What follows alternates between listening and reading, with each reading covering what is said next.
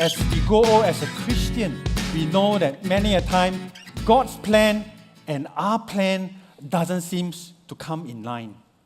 For the transitions and the seasons that we go through in life, how do we deal with all things?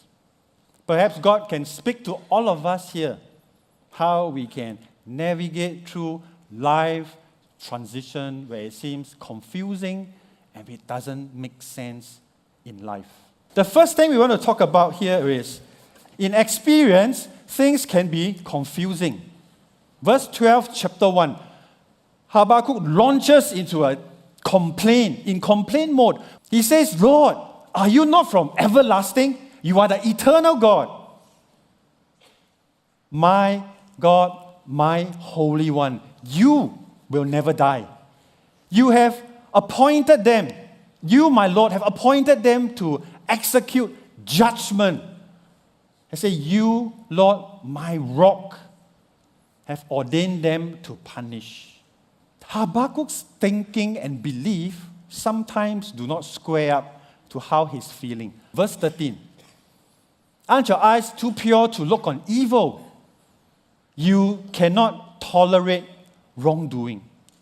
And while you tolerate the treacherous, how come, Lord, you are silent when those who are evil are swallowing up those more righteous than them? My friends, when you come into God's presence, you can't be real to Him. There's no holding back, just as Habakkuk has not held back his feelings, his negativity.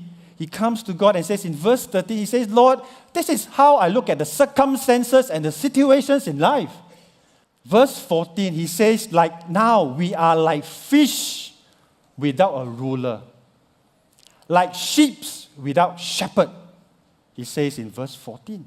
And what is worse, in verse 15 here it says, now, those dreaded Babylonians, they are treating us like fish, and they are the evil fishermen. And he gives a pictorial description of the circumstances that is happening. They will pull us in with a hook. They will catch us with the net, gather us with the dragnet. And what's worse and more frustrating here is this. They rejoice and they are glad.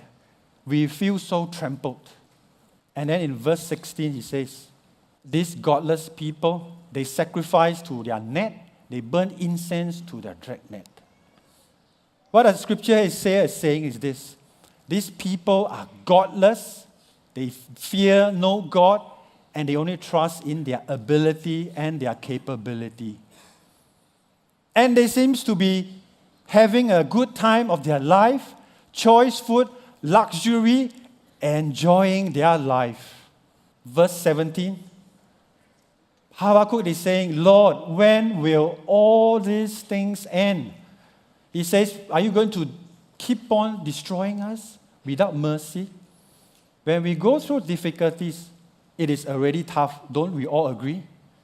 When things don't go your way, you go through a season that is very low and tough and difficult, it is already not easy. Now, what makes it tougher is this. You never know when it will end. Just as you think that God is a confusing God, here, in reality, our God works according to His wisdom. And now in chapter 2, verse 1 here, Habakkuk takes a pause, a breather. Maybe, perhaps with the morning wind blowing against his face, he takes a pause and a breather and says, Lord, I stand and watch. I station myself on the ramparts, which is the fortress where I can see. Finally, Lord says to Habakkuk, says, Habakkuk, are you now listening to me now? In verse 2, he says, now, write down what I'm going to show you, the revelation. Now is your heart settled? Are you ready to receive my revelation? It is plain. It is simple. What I say I will do, that I will do. And it's going to be clear. And I want to let you know, this God that we believe is not a God of confusion. We believe in a God that is a God of order. We believe in a God that is a higher order of wisdom. 3 application points. The application point here is this. Slow down your thought, write down your thoughts. And as you slow down your thought, you write down your thought, bring your thoughts to God so that He can make clear your thoughts. Notice here now in verse 3, Habakkuk here is saying, now God continues to tell him, verse 3, for the revelation that I've shown you awaits an appointed time. Though it lingers, wait for it. It will certainly come and it will not delay. Now what happens here is this. A complaining Habakkuk now comes to these seasons of his life and says, hey, now he knows for sure and now he's settled within him.